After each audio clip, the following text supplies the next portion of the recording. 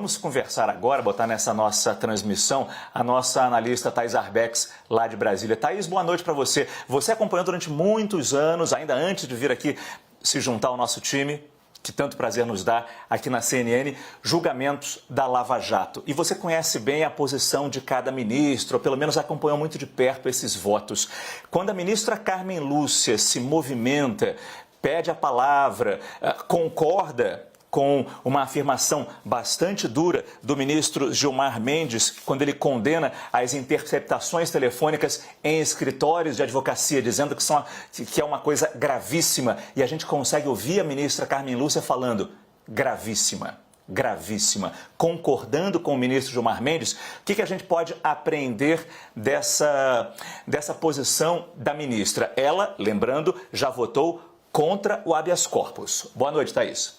Boa noite, Márcio. Boa noite, Roberta. Pois é, a ministra Carmen Lúcia, há algum tempo, ela tem dado sinais internos de que pode rever esse voto sobre a suspeição do então juiz Sérgio Moro. Lá em 2018, quando esse julgamento começou, ela votou a favor dessa suspeição. Mas em 2019, num outro julgamento ali na segunda turma também, em que o colegiado decidiu sobre a permanência de Lula na prisão, Carmen Lúcia, que então era a presidente da turma, já deu sinais de que poderia rever o seu voto. Naquele momento, Márcio, começavam a vir à tona todas essas mensagens. E isso, segundo relatavam as pessoas na época, começou a incomodar muito a ministra Carmen Lúcia. Hoje, ela deu alguns sinais. Ela votou a favor desse julgamento, porque antes de iniciar o julgamento do mérito em si, os ministros analisaram aquele pedido de Edson Fachin para que ele fosse levado ao plenário e ela concordou que esse julgamento deveria sim acontecer. Ela fez justamente essa ponderação, essa exclamação que você citou sobre o gravíssimo a respeito da declaração do ministro Gilmar Mendes e no final, quando a transmissão já tinha até sido encerrada, ela parabenizou o ministro Ricardo Lewandowski pelo voto. Há um indicativo, há uma avaliação no mundo jurídico de que a ministra Carmen Lúcia pode sim mudar o seu voto. Só que a gente tem um novo fato, Márcio, que é o pedido de vista do ministro Nunes Marques. O que isso vai acontecer, quando ele vai devolver essa vista, a gente não sabe, porque o próprio ministro Gilmar Mendes ficou com essa vista bastante tempo, mais de 2 anos. Então, isso tudo pode, de certa forma, paralisar esse processo, esse julgamento por bastante tempo de novo, Márcio. Mas só para ficar claro, Thaís, tecnicamente é possível então mudar o voto. Neste momento nós temos Edson Fachin e Carmen Lúcia votando contra o habeas corpus. Isso há mais de 2 anos esses votos foram dados. Hoje já tivemos 2 votos a favor do habeas corpus do ex-presidente Lula, Ricardo Lewandowski e Gilmar Mendes.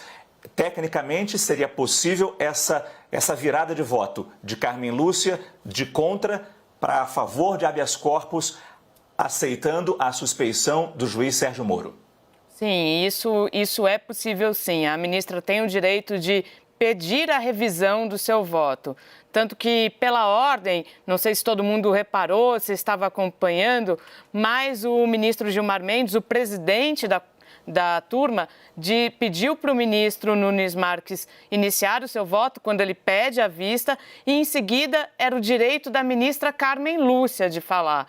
Mas aí ela disse que ela prefere se manifestar depois que o ministro Nunes Marques entregar a vista. Então, ela já sinalizou ali que também virá com algo, mais uma sinalização. Ou seja, ela pode mudar o entendimento que ela teve lá em 2018. Márcio.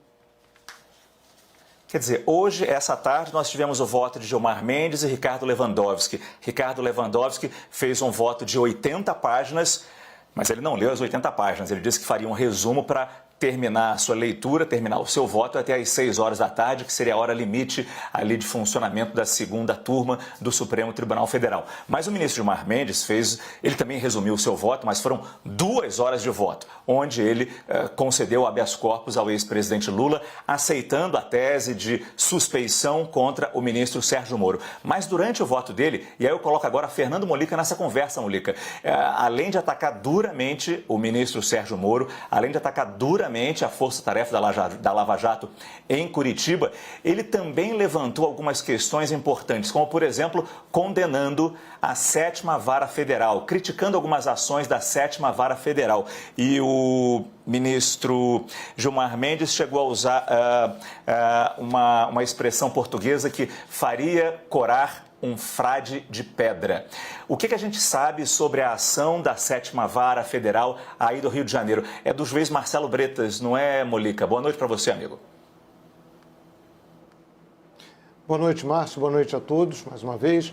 É que o Marcelo Bretas ele é o juiz encarregado da Lava Jato, em primeira instância, aqui no Rio, e com o tempo ele também foi se tornando muito célebre pelas sentenças muito duras, que, por exemplo, sentenças contra o ex-governador Sérgio Cabral, e não apenas essa. Enfim, então houve, e ele já foi condenado. O Marcelo Bretas, ele teve um momento de muita exposição pública, ele chegou a ser condenado a uma pena de censura pela Justiça Federal por ter participado de um ato político religioso ao lado do presidente Jair Bolsonaro e do então prefeito Marcelo Crivella. E também existe uma outra investigação envolvendo um advogado aqui do Rio de Janeiro, o Nitalmar Dias Ferreira Filho, que teria dito a outras pessoas que tinha proximidade com Marcelo Bretas. Então, isso está sendo investigado agora no Superior Tribunal de Justiça. Mas, fique claro, quem está sendo investigado é o advogado e não o juiz Marcelo Bretas, mas há também toda uma discussão em torno do papel e da exposição do juiz Marcelo Bretas em todo esse processo. Márcio.